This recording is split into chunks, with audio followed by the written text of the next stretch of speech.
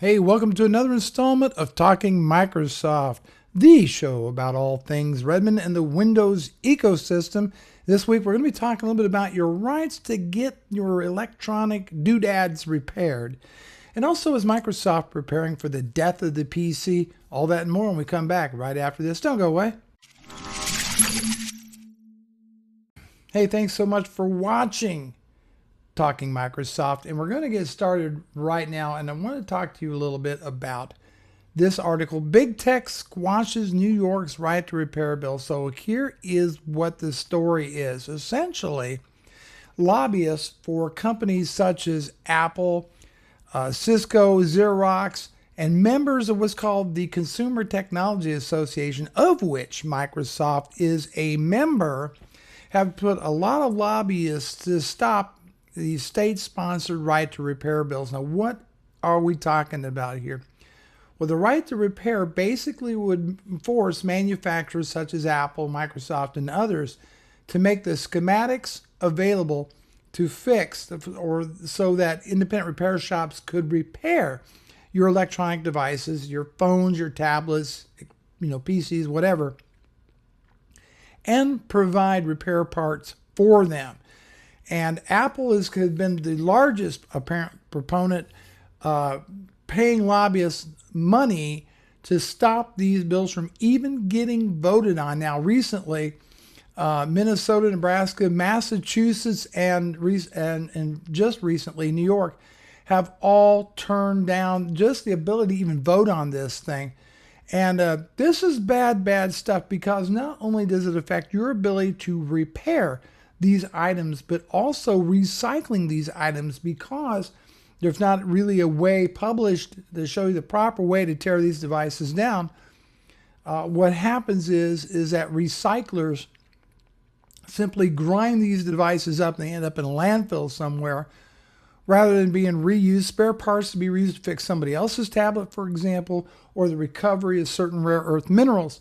And this legislation keeps going down in flames. And here's what's really happening, folks. This is what's really happening, is that if you break, let's say, the screen on your iPad Pro, right, or you get water in it, whatever you do to it, your pretty much only option is to send it back to Apple to get it repaired. And when you do, you can get a massive bill. So what people end up doing is saying it doesn't make sense to repair it.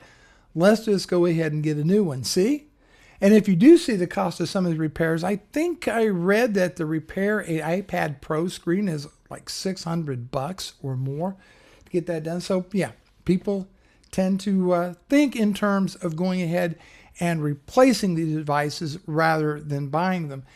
I believe that this is, there's been litigation sponsored by John Deere to keep independent repair shops from working on their stuff.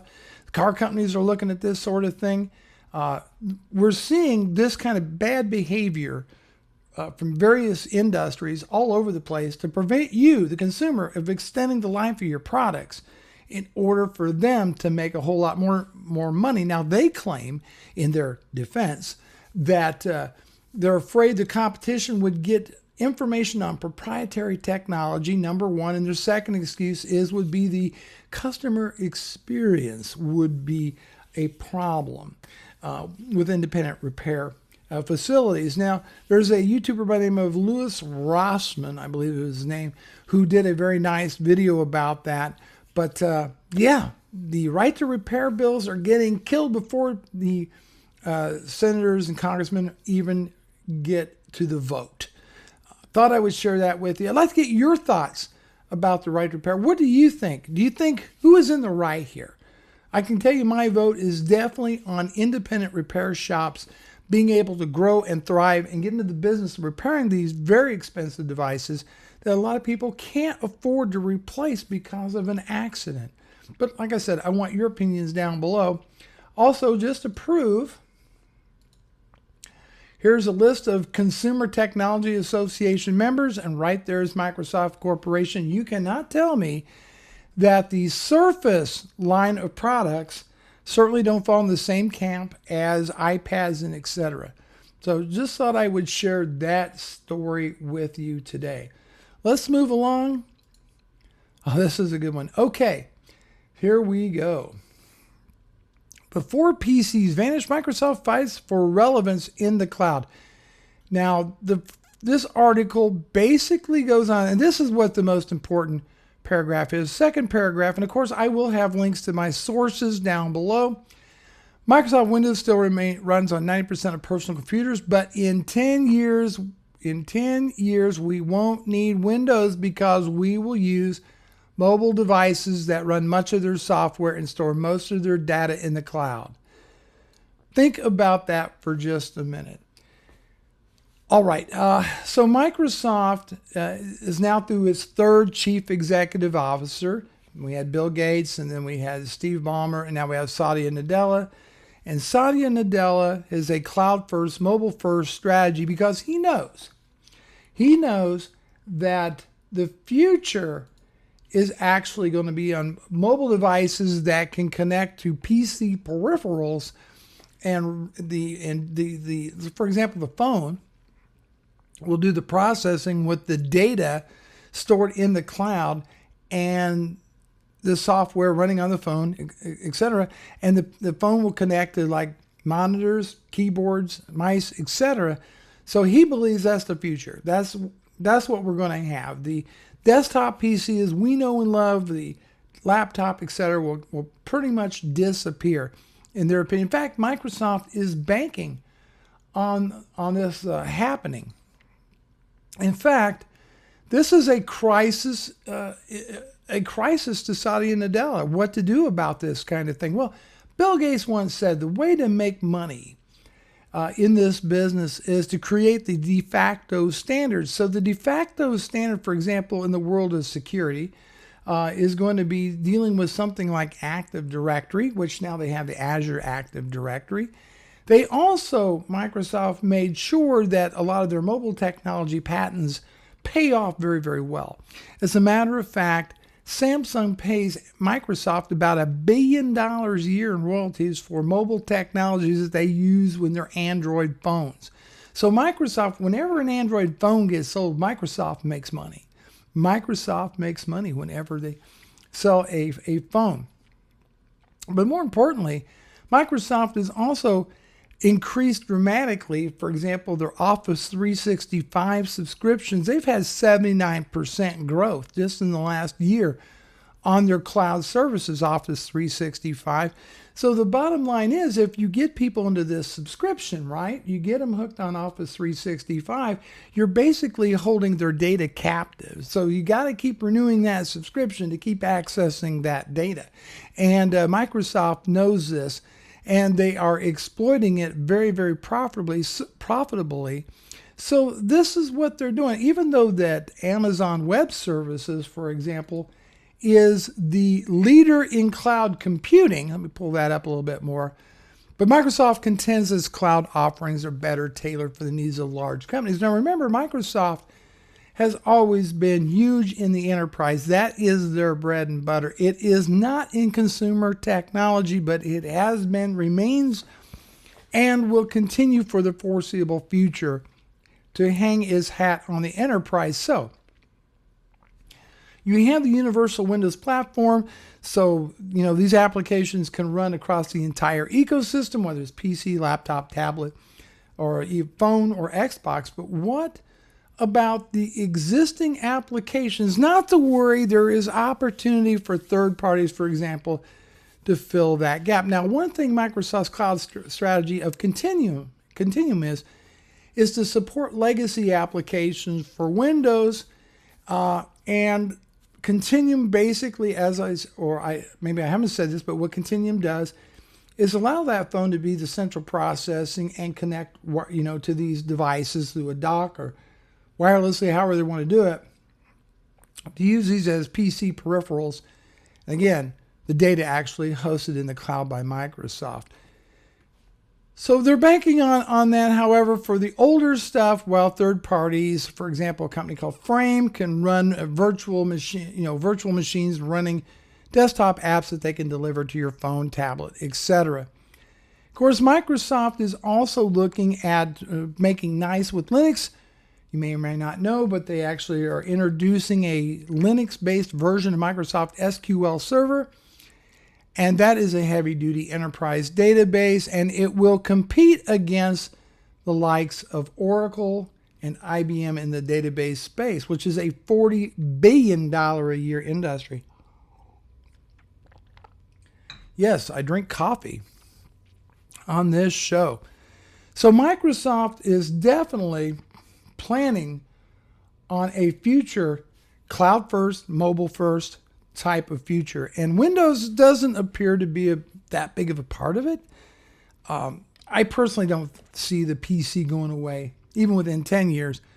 But I do see the role of the PC being greatly reduced somewhere in the future. I mean, the writing is clearly on the wall. So Microsoft's been making a business case for Microsoft Edge. That's their new browser that they introduced with Windows 10. And they have gone after Chrome in a big way by showing that it is a power hog. Now we're talking specifically on mobile devices. In fact, they are advertising 53% improvement in energy usage when using the Edge browser over Chrome. What they did is they showed a Surface Book tablet hybrid running on battery for 7.22 hours on Edge versus only 4.19 hours on the Chrome.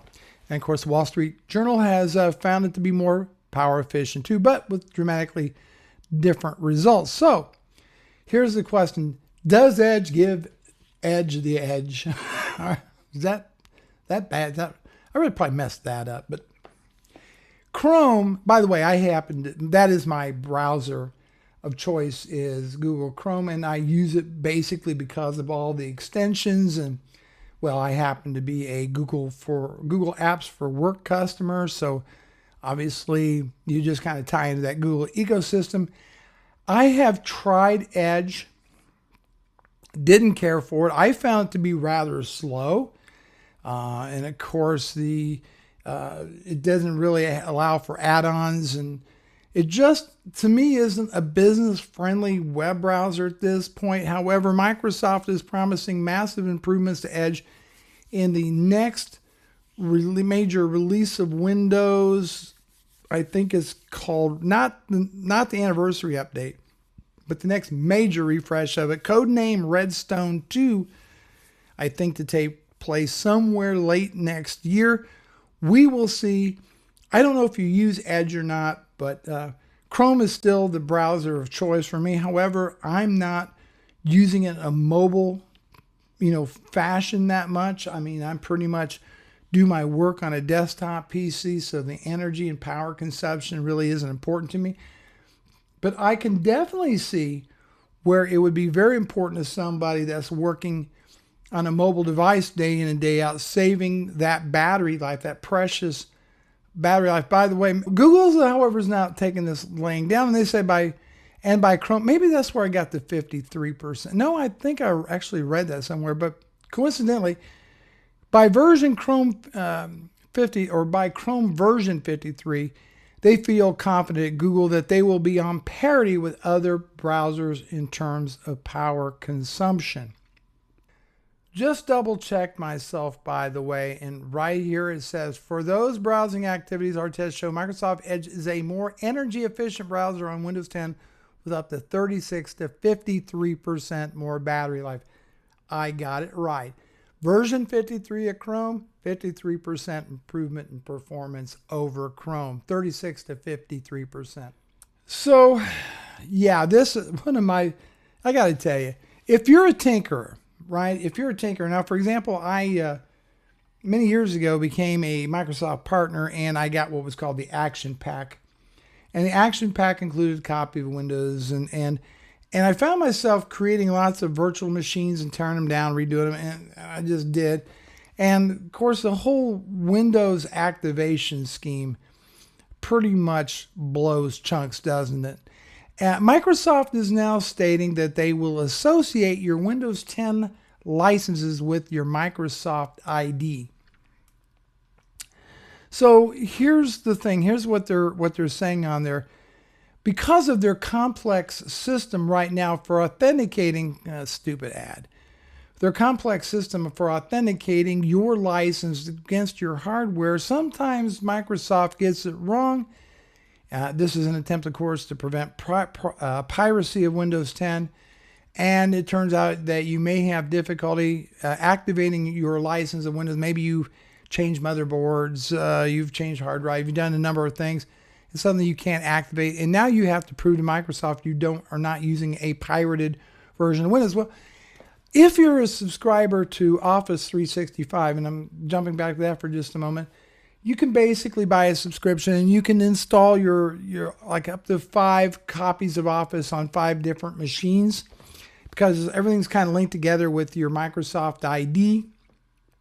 And I suspect this is going to work in a similar fashion. Now, one interesting thing, though, and they put this as an improvement to the activation troubleshooter, okay? But one thing that's kind of interesting is that there is language in here that Microsoft will have a limit on the number of activations. Now, going off memory here, I do not recall in Windows that there was a limit of reinstalls on the same hardware. I don't. I don't recall a hard limit, but according to this article, Microsoft is talking about putting some type of hard limit on the number of installs, which means if you're a tinkerer, not necessarily a good thing, but all in all should make dealing with Windows activation a little bit easier to live with. HP dominates Windows 10 PC sales with Dell in second place, Surface in 7th. Okay. HP rules the roost according to this article on WindowsCentral.com. Essentially, HP currently has 22.51% of all Windows 10 PCs. Dell, considered one of the most successful manufacturers, at 12.42%. So I think the big news here is that they really wanted to point out the smaller amount that Surface is in this article. Now, Surface is a premium product put out by Microsoft. They don't offer $200 machines. They do have the Surface 3. They do have the Surface 3, but not for much longer, as we will talk about shortly. But when you can buy a stream machine for under $200, right? And HP makes those. Of course, it's no surprise that HP is going to outsell Surface. I get that. But right now we can see, and we're looking at machines, Windows 10 desktop manufacturers right here. And we can see HP is leading the pack, followed by Dell, then Lenovo, Asus, Acer, Toshiba, Microsoft. But look here, Samsung, Sony, and MSI. MSI, I always think of them as a gaming machine maker right there. Surface Pro 3 is tops for Windows 10, by the way. Yeah, so, well, look, so the Surface Pro 3 is still available for purchase. There's a lot of them sold. Even though it wasn't considered to be native for Windows 10, as it was Windows 8.1, many people have upgraded them successfully to Windows 10. And if you could look at the Surface product line, a third of Surface Pro 3s are running Windows 10 compared to, of all the Windows 10s running on Surfaces, compared to 30.9% on Surface Pro 4s. That makes sense. It's really kind of close. Surface 3, 21.5%. The original Surface Pro, 6.9%. And the Surface Pro 2 at 3.9%. Surface Book 3.6%. Well, no big surprise there. Surface Book is not really selling that well in the Microsoft world. It's very expensive, and people are choosing the Surface Pro 4 over the Surface Book. I never got a warm fuzzy off the Surface Book.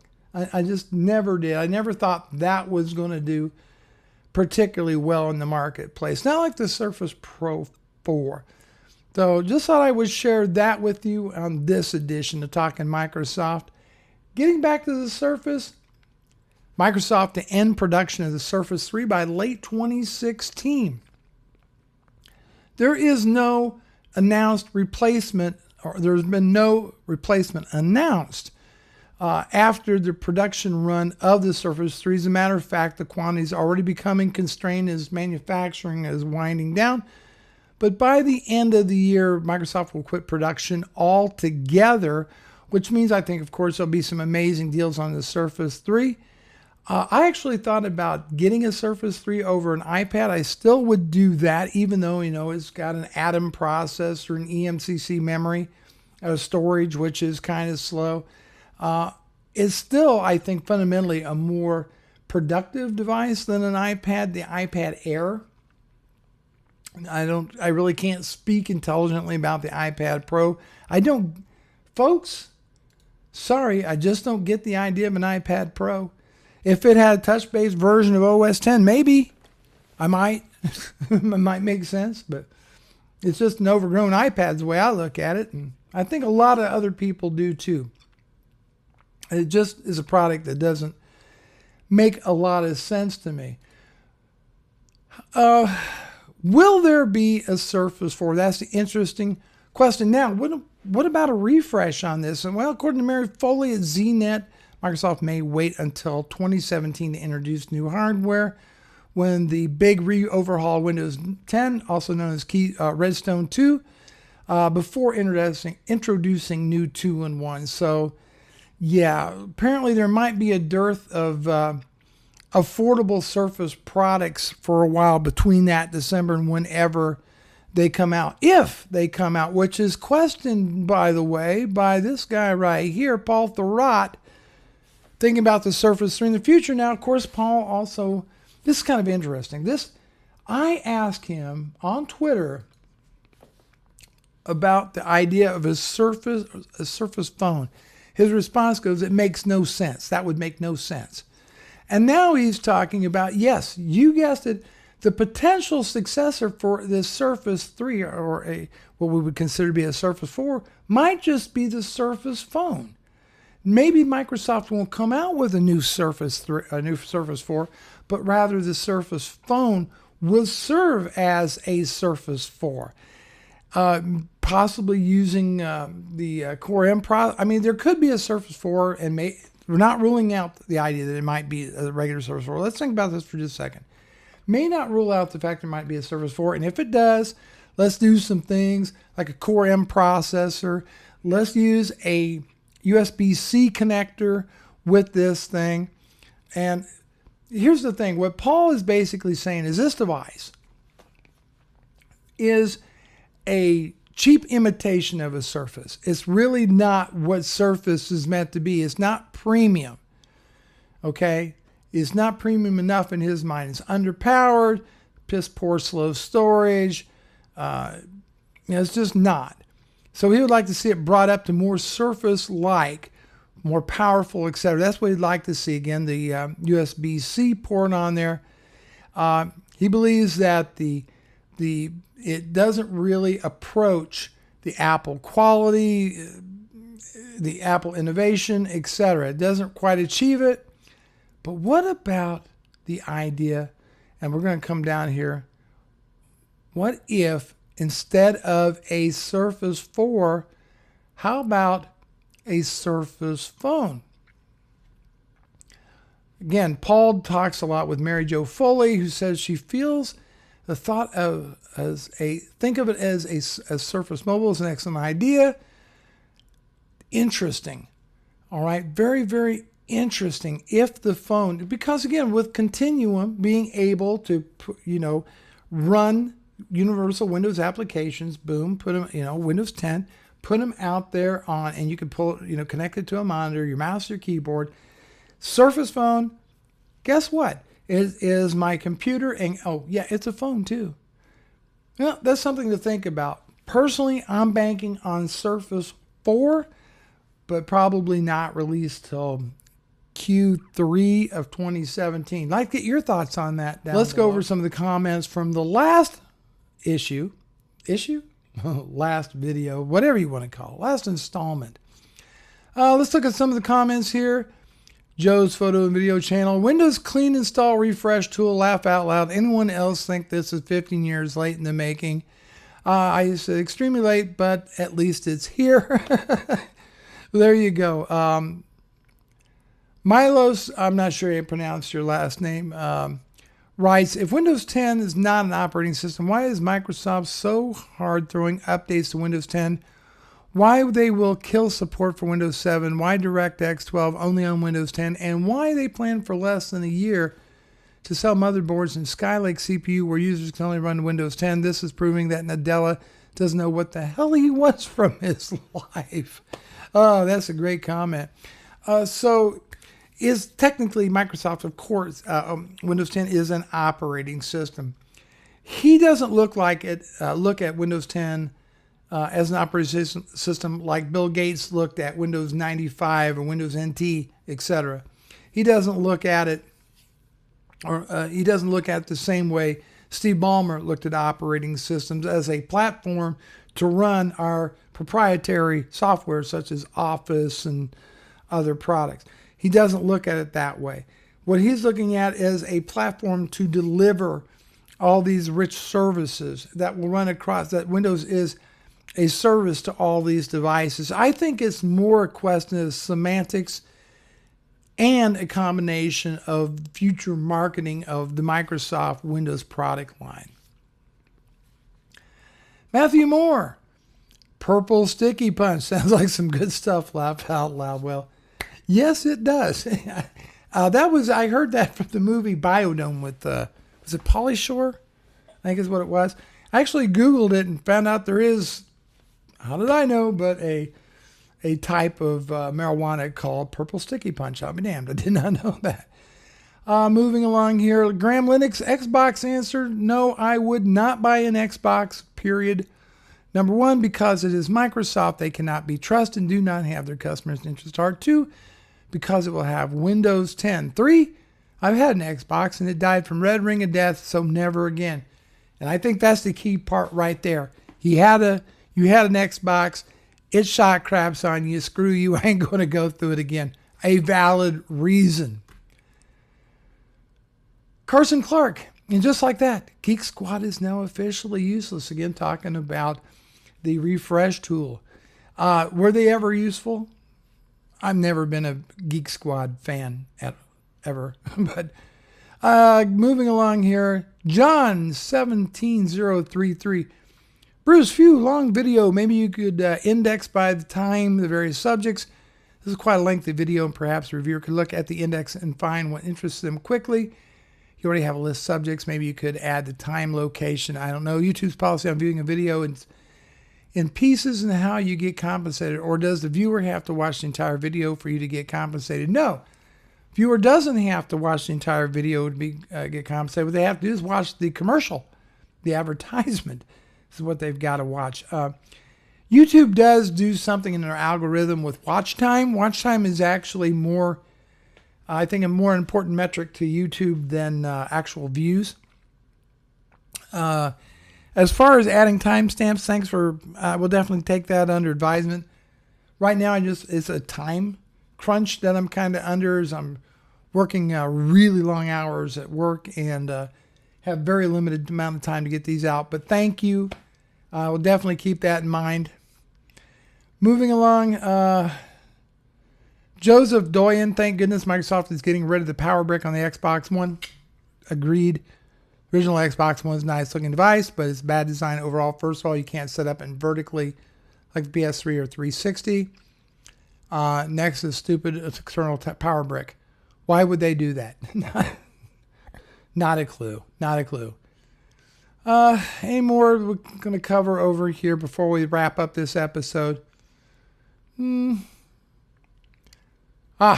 Keenan. I love Gordon to death. Gordon writes, you have to wonder how on earth Microsoft still manages to release updates and screw them their own operating systems. This would be about a patch that borked borked active group policy and Active Directory.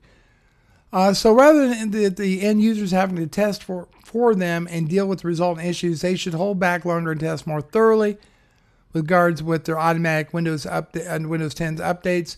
Amazed there's not been more people taking them to court for costs involved sorting things out and what has went wrong. and all down to them for once, not the end user. And updates, why doesn't release an operating system that cannot be compromised quickly by a virus, malware, rather than years of constant fluff updates? I have moaned about this for years and nothing seems to have changed at all. Gordon, you bring up some interesting points. I think one thing is Microsoft can't possibly test a patch under all circumstances. So, I mean, there's just too many variables there. And as far as stability, I think there's always going to be zero-day attacks. So there you have it. Thanks so much for your comments, everybody. Thanks for watching another edition of Talking Microsoft. Bruce Naylor. Until the next time, everybody, take care.